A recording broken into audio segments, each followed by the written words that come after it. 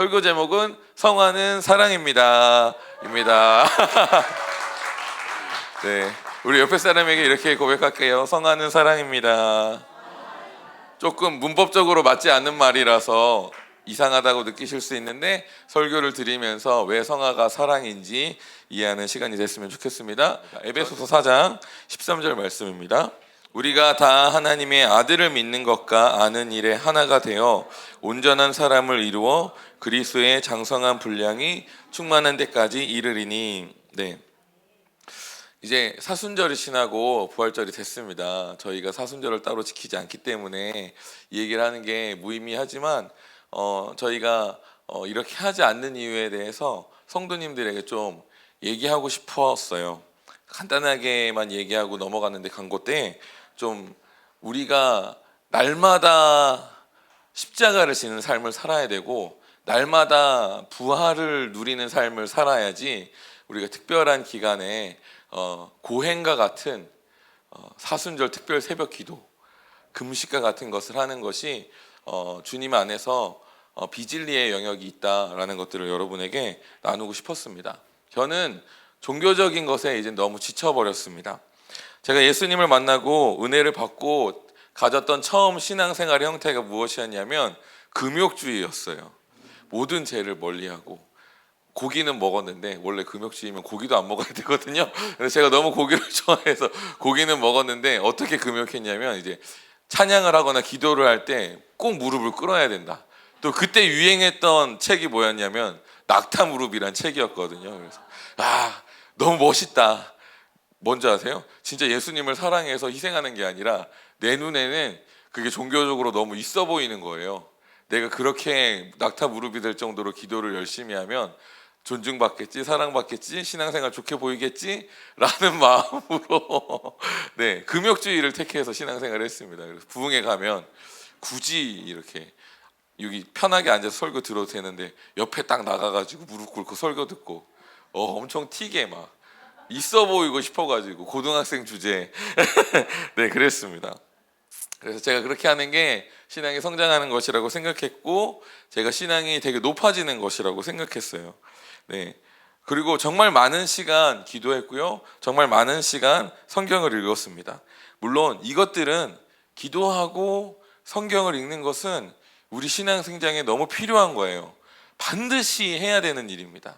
근데 문제는 무엇이냐면 내가 기도하고 성경 읽는 것을 나의 의로 여긴다면 내가 하는 시간이 마치 고행이고, 그래서 그 고행이 나에게 유익을 준다. 내가 하나님께 더 사랑받게 한다라는 개념이 들어가기 시작하면 그것은 비진리입니다. 네, 제가 처음 신앙생활 했을 때는 그렇게 내가 성경을 읽는 그 시간 자체가 굉장히 뭐가 된다고 생각했어요. 주님, 저 이렇게 기도 많이 했잖아요. 주님, 저 더 축복하셔야죠. 주님, 제가 이렇게 성경을 많이 읽었잖아요. 주님, 저 더 사랑해 주셔야죠. 이런 식으로 생각했어요. 그런데 이렇게 내가 무엇인가 종교적인 행위를 해서 어떤 영적인 복을 받는다, 영적인 초월을 한다, 이런 것이 다 어디에 나오는 개념이냐면 불교에서 나온 개념입니다. 고행과 관련된 거예요. 그리고 이 고행은 기독교에 왔을 때 어떤 단어랑 붙게 되냐면 경건과 그리고 고난이란 단어와 붙어서 우리를 진짜 성경이 말하는 고난의 삶, 이거는 이제 교회의 유익을 채우고 교회를 살리고 세상을 살리는 일을 위해서 주님께서 우리에게 이제 맡기신 것이 고난인데, 진짜 고난을 사는 게 아니라 다시 내가 구원을 얻기 위해서 고행해야 되고 내가 다시 하나님께 사랑을 받기 위해서 경건해야 된다는 식으로 잘못 우리가 해석하고 그렇게 신앙생활하고 있습니다. 사순절에 우리가 보통 40일 새벽 기도, 특별 새벽 기도하고 금식 기도하고 있잖아요. 이 자체는 우리가 하나님과 만나는 영적인 유익이지만 우리가 이것을 그냥 하나님을 만나는 영적인 유익으로 여기는 것이 아니라 이것을 고행으로 여기고 내가 이렇게 함으로써 영적인 복을 받는다, 하나님께 더 사랑을 받는다라는 조건이 붙는다면 이것은 우리가 종교적인 개념에 속고 있는 것입니다. 명확하게 얘기하면 종교의 영에 사로잡혀서 내 신앙의 자기 만족을 위해서 신앙생활하는 것입니다. 제가 아까 어떻게 표현했냐면 그렇게 신앙생활하는 게 되게 있어 보였다라고 했어요. 네, 이렇게 내가 종교적으로 헌신하고 희생하는 게 있어 보여요. 그리고 그걸 했을 때 만족해요. 이게 예수님의 십자가와 도대체 무슨 상관입니까? 네, 내가 있어 보이기 위해서 신앙생활하고 내가 만족을 위해서 신앙생활한다면 이게 도대체 예수님의 십자가를 지고 예수님과 함께 고난받는 것과 무슨 상관입니까? 네, 우리는 이런 고난을 받기 위해서 신앙생활하는 것이 아닙니다. 오늘 제가 부활에 대해서도 얘기하겠지만 우리가 진짜 주님과 함께 동행하면서 우리 몸에 채워야 될 고난이 무엇인지, 교회를 위해서 채워야 될 고난이 무엇인지 살펴보았으면 좋겠습니다. 네, 예수님께서 우리를 위해서 십자가에 못 박혀 죽으셨고, 그리고 맨 마지막에 이렇게 말씀하셨어요. 다 이루셨다. 영어로는 뭘까요? 보나 학생? 네, 그렇지. finished. 네, 심지어 과거형이에요. 끝났다. 네, 여러분 끝났어요. 뭐가 끝났을까요? 죄의 문제가 끝났습니다. 그러니까 우리가 하나님께 나아가, 이 죄의 개념을 우리가 정확하게 알아야 되는데, 우리가 하나님께 나아가지 못했던 이유는 죄가 우리와 하나님 사이를 막았기 때문입니다. 네, 근데 예수님이 이 문제에 대해서 끝났다라고 말씀하셨어요. 그렇죠? 그러니까 더 이상 우리는 죄의 문제에 대해서, 그러니까 제가 계속 똑같은 말을 계속 하는데, 죄가 점점 씻겨지는 것이 아니라 성경적인 개념에서 죄는 예수님의 십자가에 못 박혀 죽으셨을 때 완전히 끝났습니다. 우리랑 완전히 상관이 없어졌어요. 그래서 성경이 말하기를 주님께서 죄를 동에서 서에서 먼 것 같이 옮겨버리셨다. 그래서 우리랑 더 이상 죄가 상관이 없다라고 말씀하셨습니다. 그렇기 때문에 우리가 하나님께 나아갈 때 더 이상 죄가 우리를 막을 수가 없는 거예요. 내가 하나님과 사귐을 갖고 내가 하나님과 관계를 맺는데 우리를 막을 수 있는 것이 아무것도 없습니다. 왜냐하면 죄의 문제를 예수님께서 다 끝내셨기 때문입니다. 아멘. 네. 근데 우리가 신앙생활을 할 때요, 무엇을 위해 하냐면 내 구원을 이루기 위해서 해요. 일반적으로. 그래서 이미 예수님은 모든 죄의 문제를 끝내서 우리가 죽었을 때 천국에 가는 문제를 다 해결하셨고, 그리고 내가 하나님께 나아가야 될, 하나님께 받아야 될 사랑을 위해서 행해야 그것을 막는 죄의 문제를 다 해결하셨어요. 그러면 이미 끝난 겁니다. 네, 완성되었어요. 그래서 히브리서에서 말하기를 주님께서 단 한 번의 제사로 끝내셨다라고 기록하고 있습니다. 그래서 히브리서에서 단 한 번의 제사가 그렇게 강조되고 있거든요. 왜냐하면 완성되었기 때문이에요. 근데 우리의 종교적인 개념으로는 이 완성을 받아들이기가 쉽지 않아요. 주님께서 내 죄를 다 완전히 이루셨다고, 그래서 더 이상 내 죄의 문제가 더 이상 나를 범접할 수 없다고, 이 개념 자체가 우리가 믿어지기가 굉장히 어렵기 때문에 우리가 계속 어떤 믿음을 가져오냐면 성경적인 믿음을 가져오는 것이 아니라, 진리를 가져오는 것이 아니라 종교적인 개념을 계속 가져와서 계속 고행을, 경건을, 고난을 가져옵니다. 내가 이렇게 하면 주님께서 날 구원하실 거야. 이미 예수님께서 죄의 문제를 해결해서 구원받았음에도 불구하고 내가 이렇게 하면 주님께서 구원하실 거야. 내가 이렇게 하면 주님께 사랑받을 거야 라고 잘못된 믿음을 가져오는 것이죠. 네, 이것은 정말 히브리서에서 말하는 예수 그리스도를 십자가에 다시 못 박는 행위입니다. 네, 여러분, 네, 저희 아들이 이제 초등학교 6학년 됐어요. 제가 초등학교 6학년 된 아들에게 이제 어떻게 가르치냐면, 공유 어디 가셨습니까? 우리 아들. 네, 딴 데 가셨습니까? 네, 공유야, 이제는 진짜 잘해야 될 나이가 됐어. 노력하는 것으로는 칭찬을 받을 수 없어. 왜냐하면 이제 세상에 나가서 이제 자기의 역할을 해야 되잖아요. 그러니까 진짜 잘해야 되는 것을 가르쳐요. 네, 진짜 잘해야 되는 것을 가르치지만 제가 공유가 실수한다고 해서 거기에 대해서 나무라지 않습니다. 근데 저희 공유는 좀 특이한 친구였거든요. 그래서 어렸을 때부터 지적을 많이 당해서 입으로 죄송해요 아빠 제가 잘못했어요 이 말이 입에 붙어 있거든요. 근데 지금도 제가 이제 지적하는 게 정말 미워해서 하는 게 아니라 진짜 잘해야 되니까 그렇게 나아가길 바라는 마음으로 지적하는 거예요. 그리고 저는 우리 아들을 정죄하지 않고 판단하지 않습니다. 왜냐하면 내가 사랑하는 아들이고 이미 나는 항상 우리 아들에게 대해서 용서하고 용납하는 게 준비되어 있거든요. 근데 저희 아들이 그렇게 지나치게 사과를 하고 저한테 잘못했다고 하면 제가 마음이 상해요. 네, 제 마음이 이해가 되시나요? 예수님이 이미 모든 죄의 문제를 해결하셨는데 우리가 그 죄의 문제를 위해서 경건하고 죄의 문제를 위해서 고난을 택하고 죄의 문제를 위해서 고행을 하잖아요. 그럼 예수님은 마음이 상해요. 왜냐하면 내 마음을 모르니까. 내가 아들에게 주고 싶은 것은 사랑인데 아들은 나를 두려워하고 그 사랑을 누리지 못하는 것으로 인해서 예수님께서 마음이 상하십니다. 네, 그래서 여러분 우리가 이제는 더 이상 종교를 따르지 않았으면 좋겠습니다. 우리가 예수님을 따랐으면 좋겠어요. 죄의 문제는 이미 다 끝났습니다.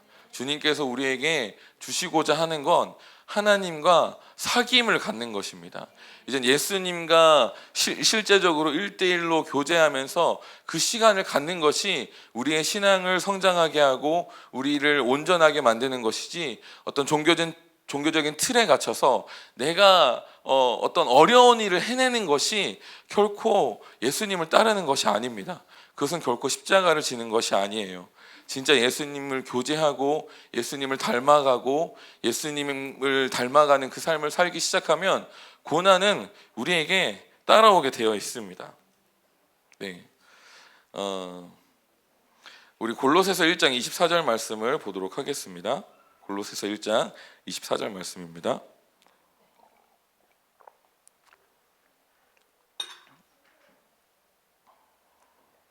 네, 다 찾으셨나요?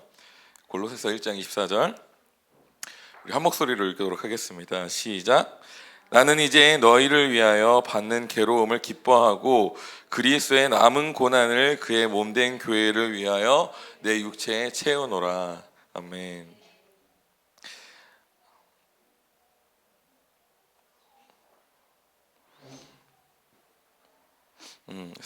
사도 바울도 말했고요. 베드로 등 모든 사도들이 얘기했는데 고난은 예수님을 따라 살게 되면 따라오게 되어 있다라고 기록하고 있습니다. 예수님을 진짜로 우리가 따라 살게 되면 핍박을 받게 되는데 그 이유는 예수님이 말씀하신 모든 내용들이 이 세상에 속하지 않은 하늘에 속한 것이기 때문이에요. 네, 우리 어린이들 책 중에 그런 책들이 많이 있는데 이렇게 외국인들을 미운 오리 새끼 같은 거죠. 다 오리인데 백조인가요? 거인가? 네, 다 오리인데 그 미운 오리 새끼만 거인가요? 백조였죠? 백조여서 네, 손가락질 당하잖아요. 그와 같습니다. 예수님이 말씀하신 것은 세상과는 다르기 때문에 우리가 예수님을 따라 살잖아요. 그러면 우리는 오리 중에 백조와 같은 튀는 모습을 갖게 돼요. 그러면 세상이 어떻게 하냐면 우리를 배척하고 미워하고 공격합니다. 세상은 익숙한 것을 좋아해요. 그리고 이미 세상은 사단의 영향 아래 6,000년, 우리 성경이 말하는 기독교 역사가 6,000년이기 때문에 6,000년 동안 세상은 사단의 발해 아래서 지배를 받았습니다. 저희가 7대 영역을 얘기하면서 가정, 종교, 교육, 경제, 정치, 언론, 예술 이렇게 7가지를 표현하는데 이 모든 영역이 사단의 지배 아래서 6,000년간 지배를 받았습니다. 그러니까 우리 안에 엄청나게 오랫동안 고착되어 있는 비진리, 사단에게 속한 문화들이 우리 몸 안에 배어 있는 것들이 정말 많습니다. 심지어는 제가 이 사순절, 부활절에 대해서도 얘기하면서 종교적인 것이 이미 우리도 모르게 분별되지 않은 채로 고착되어서 우리가 종교적인 것을 따르고 있는 것들이 얼마나 많은지 모릅니다. 근데 이런 세상을 향해서 우리가 진짜 예수님을 따르는 삶을 살면 세상과는 다른 가치와 세상과는 다른 모습을 가지고 살아가기 때문에 세상이 핍박하고 공격하는 일들이 일어납니다. 엄청난 충동과 반발들이 일어나요. 저는 최근에 교회에서 이런 얘기를 들었어요. 저희 교회 사람들은 지금 제가 얘기하면 어처구니 없어 할 거라고 생각하는데, 한 청년이 교회에서 나는 예수님께서 십자가에서 못 박혀 죽으셨기 때문에 나는 의인이다 라고 말을 했대요, 그 청년 지체들에게. 근데 그 얘기가 목회자들에게 들어갔고, 그래서 그 청년이 그 교회에서 쫓겨났다고 합니다. 내가 예수님, 그러니까 일반 장로교회에서 성도의 정체성은 죄인, 그래서 의인으로서 누리는 걸 말하지 않죠. 근데 그런 교회에서 내가 그리스도에 못 박혀서 나는 의인이다, 나는 그래서 부끄럼 없이 하나님께 나아갈 수 있다, 이런 태도를 가진 것으로 인해서 교회에서 쫓겨났다고 합니다. 네, 진리잖아요. 근데 진리가 많은 교회에서 핍박을 받고 있습니다.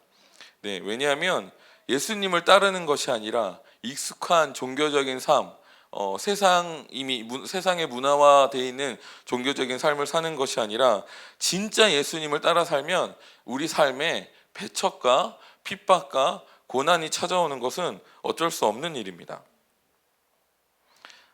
골로새서는 우리가 읽었던 골로새서 말씀은 그리스도의 남은 고난을 그의 몸된 교회를 위하여 내 육체에 채워야 한다고 말하고 있습니다. 우리가 주님의 뜻을 따른다면 세상은 우리를 핍박하게 되고 우리는 그 핍박으로 인해서 고난을 받게 됩니다. 그리고 심지어 예수님이 유대인들에게 십자가에 못 박혀 죽었듯이 우리는 교회에게 핍박과 고난을 받게 됩니다. 근데 우리가 그렇게 고난을 채우잖아요. 그러면 주님께서 우리 가운데 당신을 나타내시고 교회를 부흥으로 이끌어 주세요.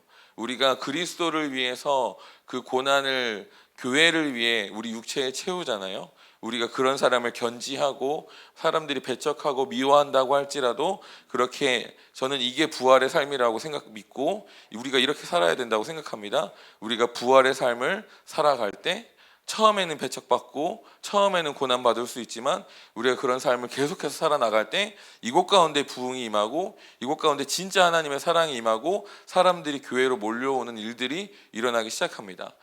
초대교회의 성도들이 이러한 삶을 살았을 때 에베소가 아니군요.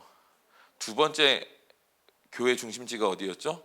예루살렘 말고 안디옥이었나요? 네, 안디옥에서 세상 사람들이 교인들을 보고 뭐라고 얘기했냐면 그리스도인이라고 칭하기 시작했습니다. 아멘.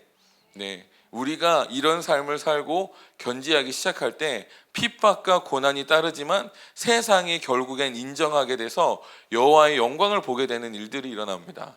아멘. 여러분, 이게 부활의 삶입니다. 아멘. 그리스도를 따라 살면서 세상이 핍박하고 그 고난의 삶을 사는 것이 바로 주님 그리스도인의 삶이고 이게 부활의 삶입니다. 그래서 고난과 네, 부활이 따로 놀 수가 없습니다. 그냥 우리 삶에 장착돼야 됩니다. 네, 그래도 좀 좋은 말로 우리가 서로 축복했으면 좋겠는데요. 우리 옆에 사람에게 부활의 삶을 살기를 축복합니다라고 인사하겠습니다. 아멘. 네, 특별히 우리가 잘못 생각하고 있는 그 종교적인 개념 중에 하나가 무엇이냐면 성화입니다. 성화가 무슨 뜻인 줄 아세요? 성화가 뭐예요? 네, 제가 사실 너무 어른들을 위해 설교를 준비했다가 제가 어제 저희 딸이랑 나 내일 성화에 대해 설교할 거예요. 그러니까 저희 딸이 성화가 뭐예요? 그러더라고요. 그래서 내가 너무 어린이들을 위한 설교를 준비하지 않았다, 배려하지 않았다라는 실수를 어제 깨달았습니다. 성화가 무엇이냐면 거룩하게 변화되는 것이죠. 거룩하게 변화되는 것을 성화라고 합니다. 여러분, 제가 성화라는 단어를 또 던져드렸잖아요. 성화하면 어떤 삶이 떠오르시나요? 네, 성화. 일단 우리 보나가 한번 대답을 해줬으면 좋겠는데, 성화하면 떠오르는 삶이 있으세요? 경건한 삶. 네, 저도 경건한 삶 떠올랐다 하시는 분 손 한번 들어볼까요? 성화했을 때 저는 경건한 삶이 떠올랐습니다. 네, 저 굉장히 많은 분이 떠올랐을 거라고 생각했는데, 신앙 여러분 굉장히 레벨이 높으시네요. 네, 보통 우리가 성화라는 말을 하면은 뭘 떠올리냐면 죄와 끊어진 상태, 죄와 더 이상 죄를 짓지 않는 삶, 이런 것을 생각합니다. 그래서 죄를 짓지 않는, 그래서 굉장히 도덕적인 그리고 윤리적인 그런 삶을 살기 위해 노력하는 것을 생각하거든요. 네, 근데 항상 뭐가 따라오냐면 경건의 삶이 따라오는데, 항상 뭐가 따라오냐면 일반적으로 종교적인 개념 안에선 노력해야 된다가 떠오릅니다. 네, 혹시 저는 성화라는 단어를 들었는데 노력해야 된다가 떠오르신 분 계신가요? 네, 생각보다 많이 없네. 여러분 대단하시네요. 아니면 지금 제 설교가 재미없어서 반응을 안 하시는 건가요? 네, 네, 여러분의 신앙이 좋으신 걸로 여러분 신앙의 레벨이 높으신 걸로 하겠습니다. 네, 왜 이런 개념이 떠오를까요? 아까도 얘기했지만 우리가 일반적으로 갖고 있는 종교적인 개념, 익숙한 것에서 우리의 노력이 항상 따라오기 때문이에요. 네, 그래서 세상에서 말하는 거룩한 삶을 한마디로 얘기하면 세상과 단절된 삶입니다. 네, 여러분 산에 가시면 됩니다. 동굴에 들어가시거나, 네, 물론 기독교 전통 안에도 그러한 신앙이 있고 그러한 삶에 대한 유익에 대해서 말하고 있지만, 네, 일반적인 개념 안에서, 종교적인 개념 안에서 신앙의 성장과 거룩은 세상과 점점 단절되어 가는 것이라고 생각합니다.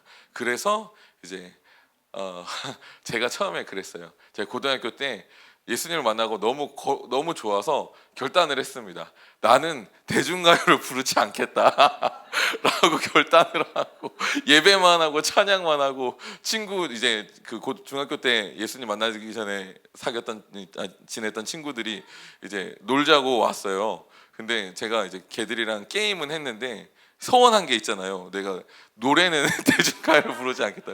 노래방 가자고 하는데 싫어, 나 안 갈 거야. PC방이나 가자 했다가 엄청 싸운 적도 있습니다. 네, 웃으라고 한 말입니다. 네. 그리고 세속적이 않은 삶, 조금 더 우리가 현실적으로 얘기하면 돈을 추구하지 않는 삶, 명예를 추구하지 않는 삶, 쾌락을 추구하지 않는 삶, 이런 것이겠죠. 네, 근데 이런 개념은요 기독교 안에만 있는 게 아니에요. 제가 아까도 얘기했지만 불교에도 있고요, 이슬람에도 있고 어디에도 다 있습니다. 그러니까 이것은 어떤 총칭적인 종교적인 개념이지, 이것은 예수님을 따르는 것과 아주 관계는 없지 않습니다. 아주 관계는 없지 않지만 본질은 아니라고 말씀드릴 수 있습니다. 네. 그리고 이런 종교적인 개념에서 이런 거룩함은 항상 보상에 따라요. 네, 내가 이렇게 거룩해지면, 네, 이런 상을 받을 거야. 내가 거룩해지면 이런 상을 받을 거야. 그래서 우리가 경건 생활하면 보통 어떻게 생각할까요? 주님이 좀 더 날 더 축복해 주시겠고, 주님께서 좀 더 날 사랑해 주시겠지. 제가 그래서 진짜 열심히 신앙생활을 했습니다. 근데 네, 끝이 좋지 않았어요. 네, 자유가 없고 도리어 점점 나를 슬프게 하고 나를 불행하게 하더라고요. 어느새부턴가는 이것이 도리어 나의 짐이 되었고, 뭐랄까요, 처음에는 내가 조금만 경건 생활해도 굉장한 만족과 변화되었다는 느낌이 있었습니다. 근데 그런 삶이 일반화되고 나서 조금 더 주님을 깊이 알고 조금 더 주님을 만나니까 여전히 나는 죄인인 거예요. 여전히 내 안에 숨어있는 죄가 너무 많은 거예요. 그리고 그렇게 점점 저의 죄를 깨닫다가 사도 바울이 왜 이런 말을 했는지 드디어 알게 됐습니다. 사도 바울이 자신의 사역의 말년에 에베소서인가 디모데 전서인가 후서인가에 편지를 썼는데 뭐라고 썼냐면 나는 죄인 중에 개수다라고 썼습니다.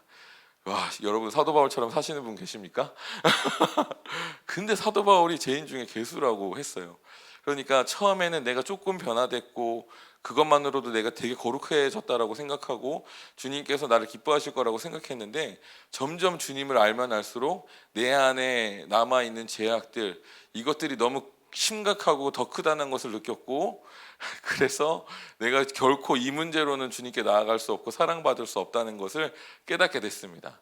내가 죄인됨의 끝까지를 깨닫게 되니까 살 곳이 없는 거예요. 내가 아무리 노력과 행위로는 주님께 사랑을 받을 수 없고 주님께 용납받을 수 없다는 것을 깨닫고 나서 제 눈을 이제 주님께 돌리게 됐죠. 모든 죄의 문제는 이미 십자가에서 끝났다. 나는 지금 이미 예수님 십자가로 인해서 거룩하다라는 것이죠. 왜냐하면 거룩만이 우리가 하나님께 나아갈 수 있는 유일한 조건이기 때문이에요. 죄가 없는 것, 거룩만이. 예수님께서 우리의 죄를 없애셨기 때문에 우리는 하나님께 나아갈 수 있습니다. 그렇기 때문에 우리가 거룩해요. 네, 물론 실제 우리 삶이 거룩한 건 아닙니다. 네, 무슨 말인지 알죠? 이미 우리는 예수님으로 인해서 거룩한 존재가 되었어요. 죄의 문제는 끝났다는 개념입니다. 네, 그러니까 우리가 성화를 생각했을 때, 우리가 일반적으로 교회에서 성화에 대한 설교를 정말 많이 듣거든요. 도덕적인 삶, 윤리적인 삶, 이런 설교를 너무 많이 듣는데, 그래서 우리가 계속해서 성화를 생각했을 때 그렇게 죄가 없는 세상 세속적인 것을 추구하지 않는 이런 삶을 추구하면서 살아가게 됩니다. 그것이 신앙의 목표, 내 삶의 이유라고 생각하면서 살아가게 돼요. 그래야 주님께 복을 받고, 적어도 천국에 내 집이 클 것 같고, 적어도 천국에 하나님께서 내가 이렇게 살면 주님께서 나를 더 환영해 주실 것 같고, 그런 생각을 하면서 살아가게 됩니다.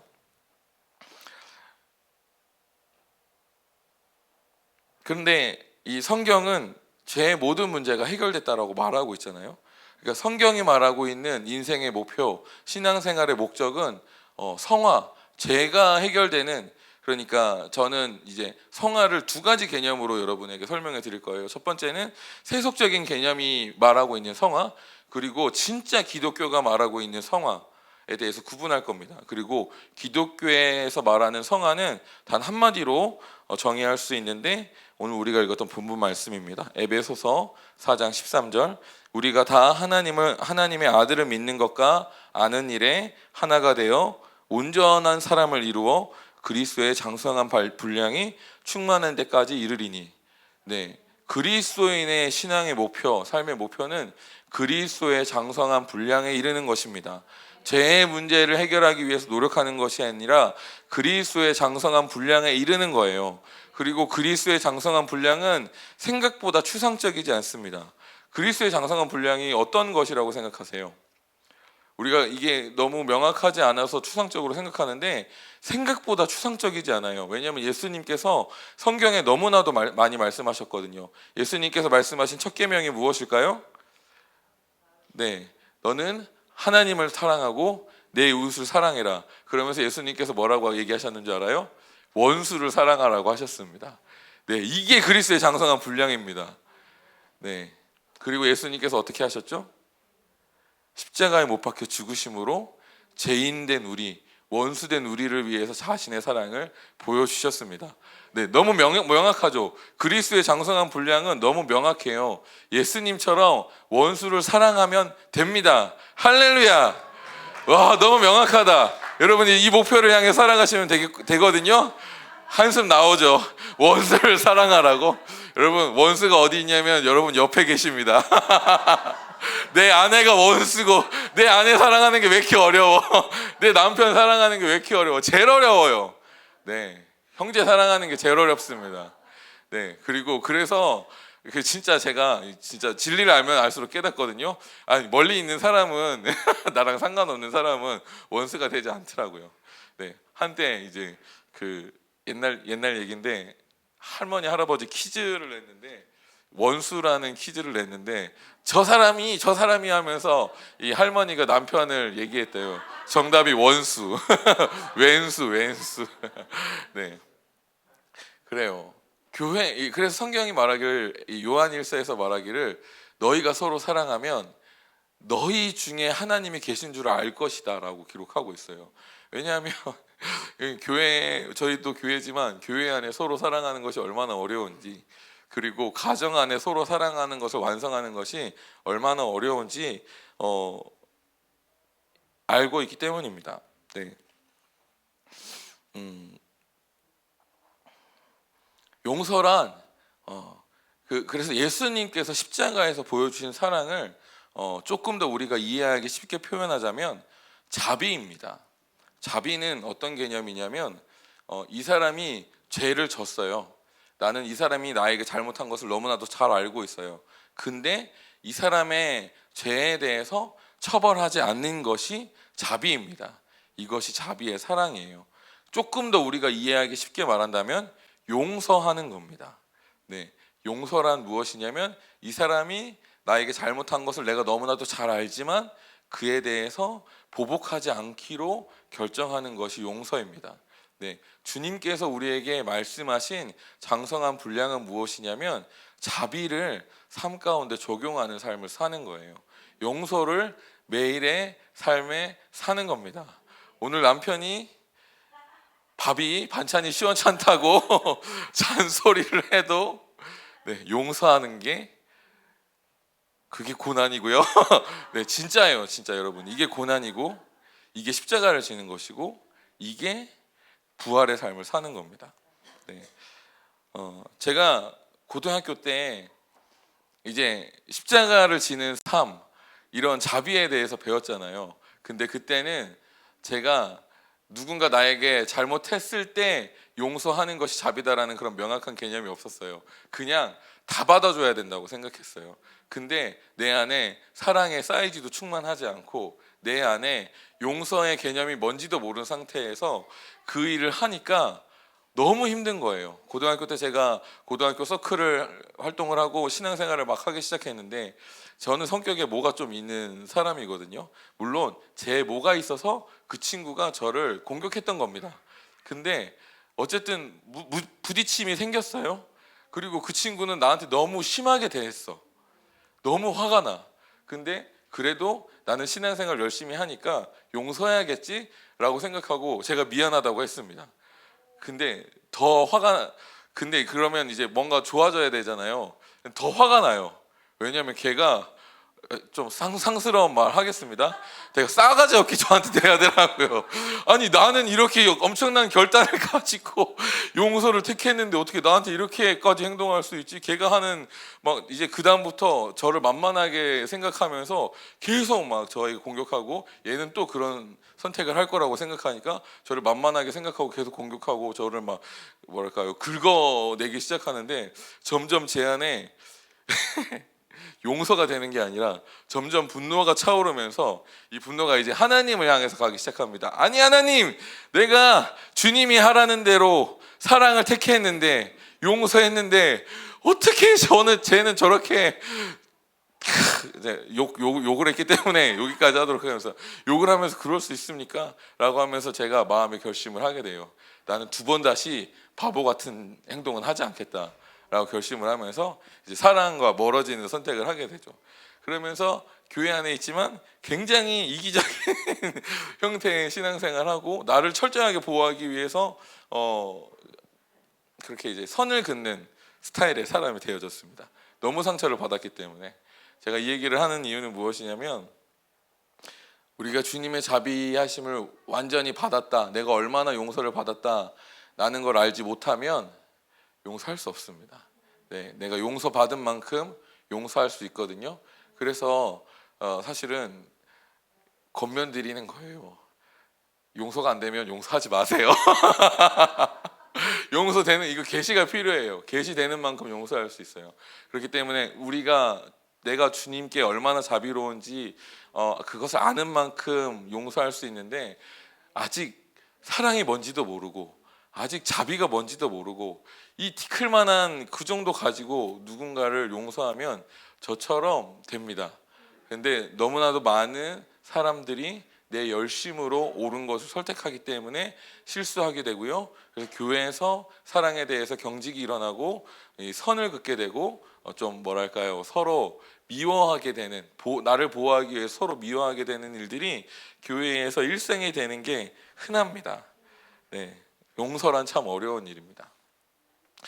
제가 신학교에 가서 사역을 하게 됐습니다. 정말 제가 온 마음을 다해서 사랑했던 교회였고, 제가 온 마음을 다해서 충성했던 교회였어요. 제가 그때 어떤 말을 주로 했냐면, 진짜 내가 우리 지체를 너무 사랑해서 내 목숨까지 내어줄 수 있다, 이런 말을 했습니다. 네, 그때는 그냥 객기가 있잖아요. 사랑이 뭔지도 모르고 희생이 뭔지도 모르고 열정과 감정이 피어오르니까 그런 얘기를 했던 거죠. 근데 그렇게 막 내 모든 것을 쏟아냈던 만큼 그 끝이 정말 좋지 않았어요. 왜냐하면 제가 섬겼던 목사님이 영적으로 연약함이 있었고 특별히 조종하는 스피릿이 있었기 때문에 제가 조종당했고 영적으로 착취당해서 제 인생을 착취당했던 일이 있었습니다.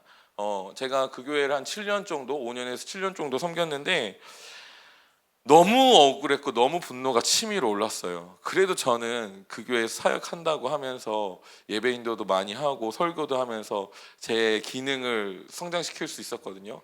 근데 그때 함께 섬겼던, 같이 따랐던 우리 성도들, 그때 이제 젊은 처자들이었는데, 20대 처자들이었는데, 그 친구들은 자기의 인생을 위해서 스펙을 쌓고 기능을 닦아 올려야 그 모든 시간에 중보기도 한다고 교회에서 기도만 했습니다.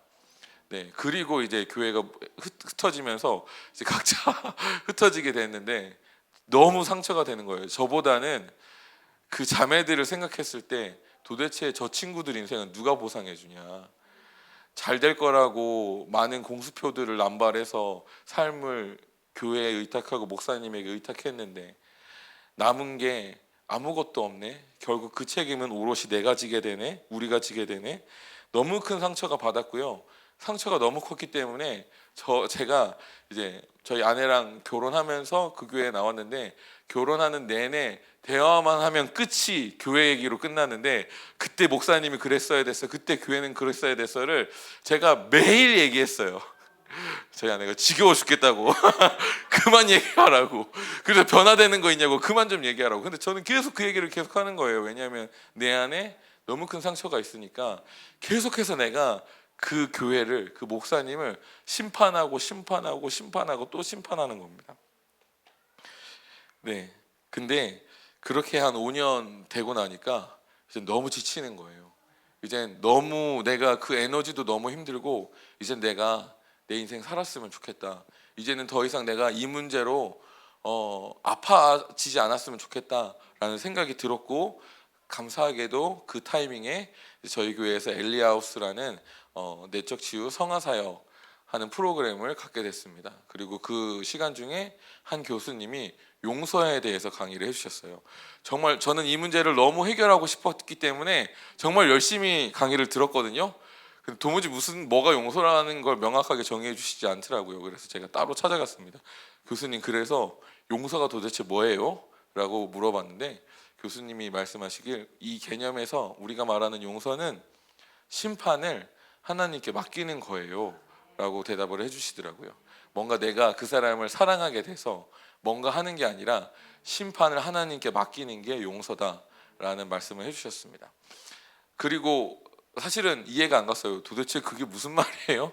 근데 이제 계속 기도하면서 묵상을 하는데 주님께서 점점 깨닫게 해주셨어요. 무엇보다도 제가 이 용서의 개념을 받아들일 수 있었던 이유는 심판을 하나님께 맡기는 거잖아요. 그러니까 심판하신 하나님을 신뢰해야 맡길 수 있거든요. 근데 제가 하나님께 많이 당했다라고 표현하겠습니다. 하나님께 당한 건 아닌데, 하나님께 많이 당해서 하나님을 무서워하는 부분이 있거든요. 제가 이렇게 저희 교회에서 하나님은 사랑이시다, 하나님은 선하시다라는 얘기를 하고 하나님을 사랑하지만, 사실 저나 정희택 목사 안에는 하나님을 두려워하는 마음이 있습니다. 왜냐하면 하나님은 공의로우시고 그 공의로우신 하나님이 어떻게 역사하시는지 너무나도 잘 알고 있기 때문에 하나님을 무서워하는 부분이 있어요.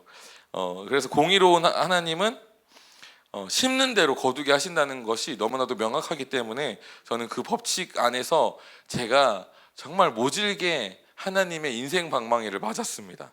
네, 저는 굉장히 뭐가 많은 사람이었거든요. 그래서 여성들에게 굉장히 상처받은 말들을 굉장히 많이 했습니다. 너 오늘 화장이 이상해. 첫 만남이 이랬거든요. 아 진짜. 근데 저는 그게 잘못됐다고 생각하지 않았어요. 저는 그게 이거 화장 이상하니까 고쳐라 이런 거였는데 기분 나쁘잖아요. 되게 기분 나쁘죠. 그래도 기분 나빠. 그래도 기분 나쁜데 저희 집 문화가 약간 그런 문화여가지고 그런 게 제가 있어서 얼마나 많은 자매들에게 모질게 당했는지 모릅니다. 네, 제가 심었기 때문에 당한 거죠. 그리고 네, 당하고 나서 깨달았어요. 말 조심해야겠다. 그러면서 하나하나씩 고쳐지기 시작하고 다듬어지기 시작했습니다. 뭐가 많았던 사람이라서. 제가 오지랖이 되게 넓고 막 신나면은 내일 남일 모르는 채로 막 열심히 일했던 사람이거든요. 그래서 조금만 칭찬해 주면은 막 붕붕 떠가지고 막 뭐랄까 조금만 청소 잘한다고 칭찬하면은 제가 온 교회를 청소하는 예, 약간 그런 스타일의 사람이었어요. 근데 막 사람들이 한 컨퍼런스에서 막 저를 계속 부르니까 기분이 너무 좋은 거예요. 난 이렇게 필요한 사람이야. 기분이 붕붕 오르니까 막 오지랖이 점점 넓어지기 시작하면서 분명히 식사 담당, 도시락 담당 따로 있는데 아 이렇게 하면 되잖아요. 막 이렇게 계속 참견하고 내가 결정해버리고 왜 못하냐고 뭐라고 막 잔소리해요. 그러니까 그 이제 간사님이 저를 조용히 부르더니 한마디 하셨죠. 이건 제 일이에요. 제가 생각해보지 않았겠어요? 라고 하면서 엄청 욕을 먹고 깨달았습니다. 내일이나 잘해야 되는구나. 네, 오지랖 뭐가 많았던 사람입니다. 그래서 제 삶을 돌이켜보면 네, 정말 저의 이성적이고 그리고 제가 예전에도 한번 은사라고 표현했는데 저는 단점을 정말 잘 보거든요. 딱 만나면 단점이 다 스캔이 돼서 이미 이 사람은 이 문제가 있어까지 결론이 이르는데 처음에 이렇게 인격적으로 사역하지 몰랐을 때는 저의 이 기능을 만나는 사람마다 얘기했어요. 처음 만났는데 자매님은 이 문제가 있으시네요. 형제님은 이 문제가 있으시네요 하면서 이 사람은 아직 그 문제를 받아들일 때도 아닌데 계속 문제 지적하면서 얘기를 했습니다. 얼마나 많은 사람들이 저를 싫어했겠어요. 네, 아주 뭐랄까요, 교회에서 열심을 가지고 있었지만 아무도 사랑해주지 않고 인정해주지 않는 외딴 섬에 사는 그런 삶을 살고 나서 제가 깨달았습니다. 아 이게 잘 써야 되는구나, 잘못 쓰고 있었구나라는 걸 깨닫고 다듬어지기 시작해서 여기까지 왔습니다. 근데 이제 좋은 얘기고 이건 좋은 얘기인데 문제는 그 과정이 너무 아팠어요. 네, 너무 괴로웠습니다. 예, 인생 방망이 성경이 표현하기를 이제 이사야서에서 인생 방망 주님께서 인생 방망이로 우리를 훈계하신다라고 표현하거든요.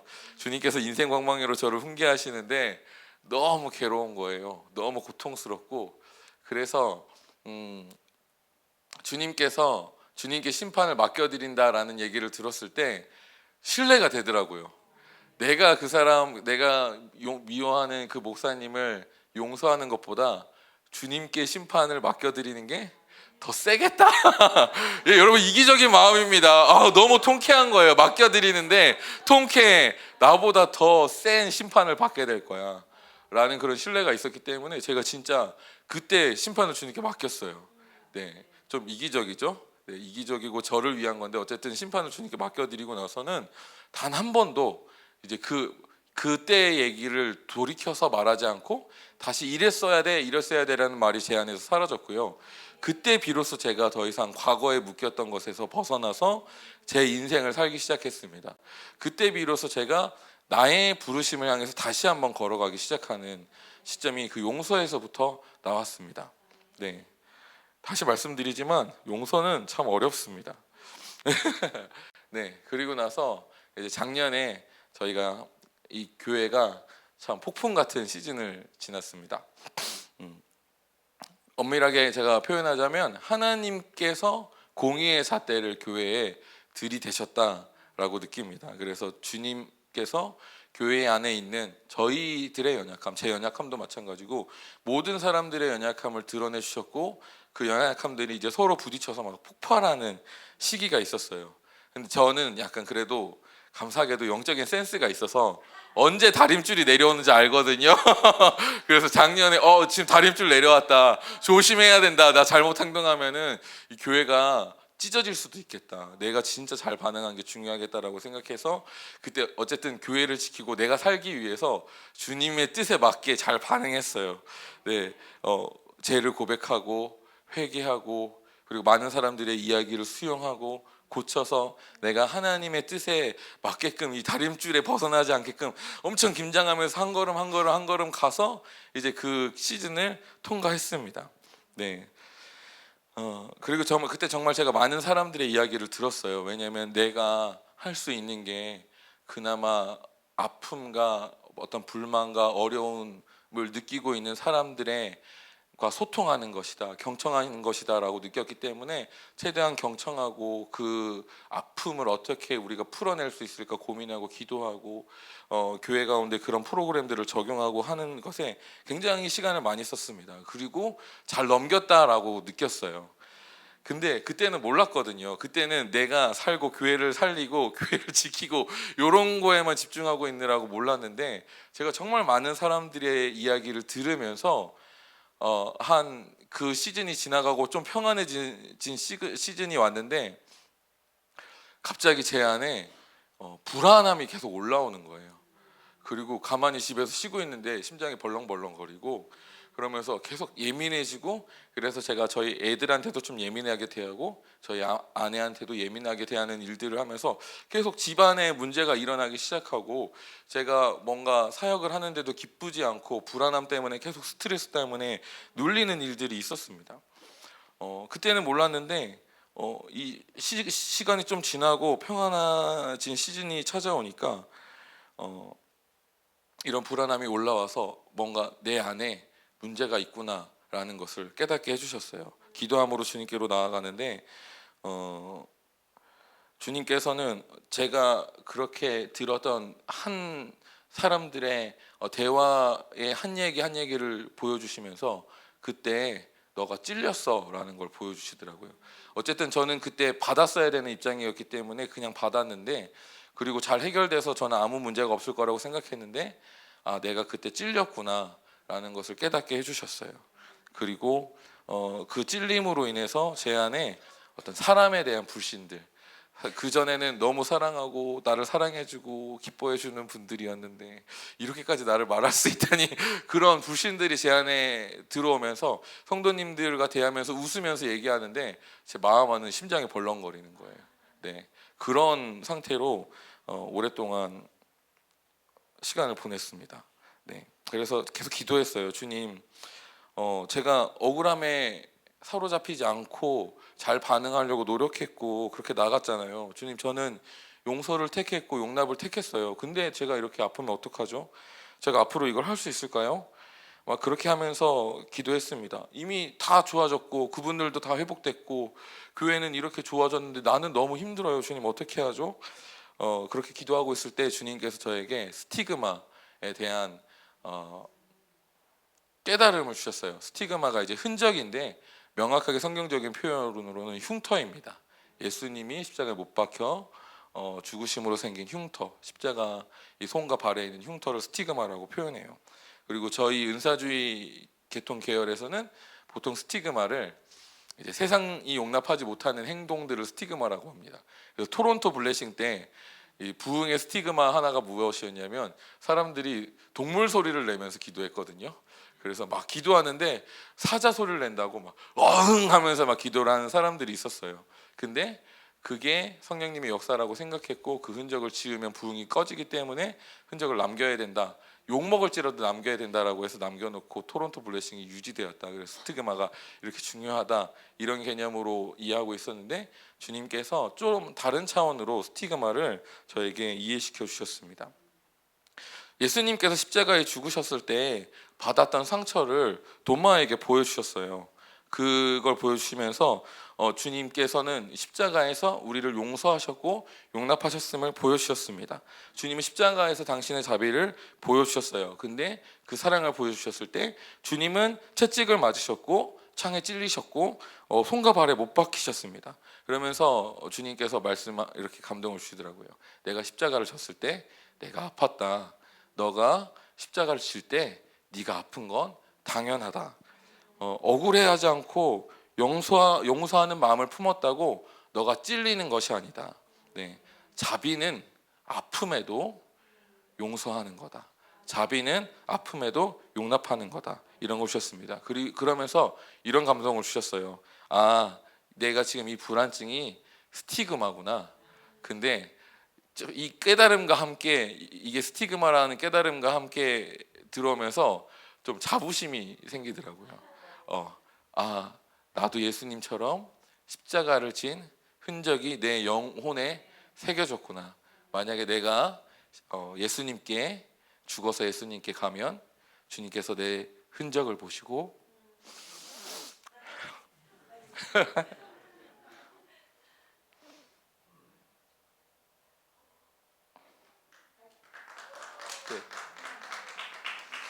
칭찬해 주시겠다라는 생각이 들었습니다. 아픈데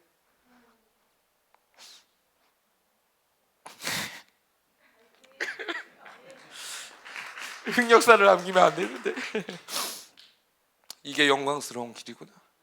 네, 이게 십자가의 길이고 이게 부활의 길이구나 라는 것을 깨달았습니다. 네, 제가 어렸을 때는 사랑을 몰랐기 때문에 자비를 행했을 때 아픔을 담을 수가 없었어요. 그래서 억울했고 도리어 내가 스티그마를 택하는 일을 했지만 내가 상처받았고 감당할 수 없었습니다. 그런데 이제는 내가 주님께 많이 용납받았음을 알기 때문에 지금은 내가 상처받았고 흉터가 남았지만 이것이 영광스러운 흔적임을 깨닫게 되었습니다.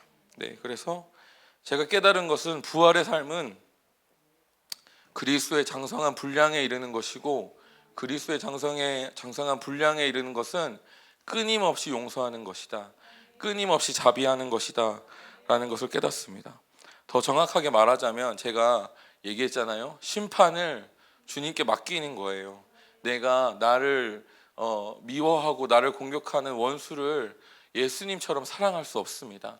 우리가 할 수 있는 것은 다만 그 사람을 심판하지 않기로 결정하는 것이죠. 그 사람의 잘못에 대해서 내가 심판하는 것이 아니라 주님께서 심판하실 것이라고 생각하고 내가 심판하지 않고 그 사람을 용납하는 것이 자비라는 것을 깨닫습니다.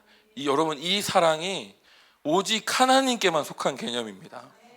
네, 세상은 이 자비를 말하지 않아요. 종교는 이 자비를 말하지 않습니다.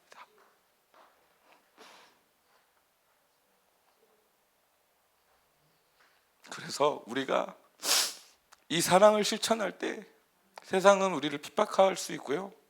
우리가 이 사랑을 실천하며 살아가면 우리를 만만하게 보고 세상이 우리를 공격할 수 있어요. 고난에 들어갈 수 있습니다. 근데 우리가 그럼에도 불구하고 우리가 부활의 삶을 계속 살아가면 초대교회에 그 어려운 핍박 중에서도 교회가 부흥했듯이 하나님의 나라가 확정되고 하나님의 사랑을 찾기 위해서 세상에 하나님께 나왔듯이 우리를 통해서도 동일하게 그런 일들이 일어날 것입니다. 이 사랑이 문화로 자리 잡아서 다음 세대로 전수하는 것이 초대교회가 했던 일이고 앞으로 이 교회가 해야 될 일입니다.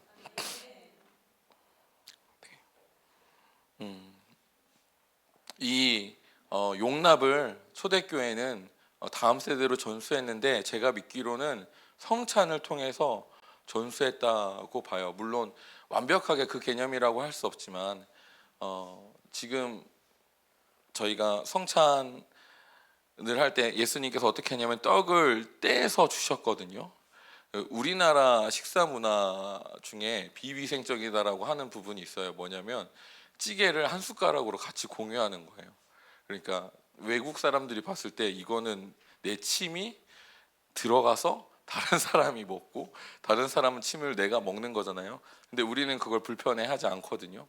문화로 이것에 대해서 자리 잡았기 때문에 아무 생각이 없는데, 제 코로나 시절 되면서 이 떡을 떼는 것에 굉장히 부담을 느끼시는 분들을 봤어요.